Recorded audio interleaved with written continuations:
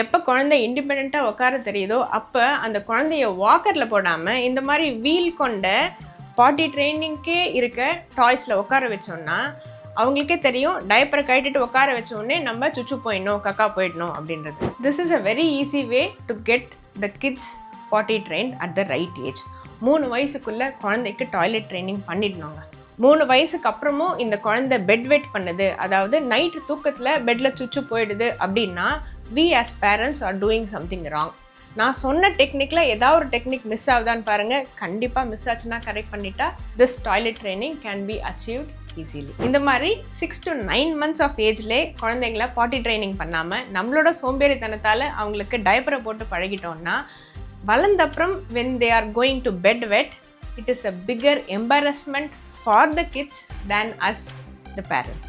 This is Dr. Vijay here. Talk Doc. Peace. Thank you.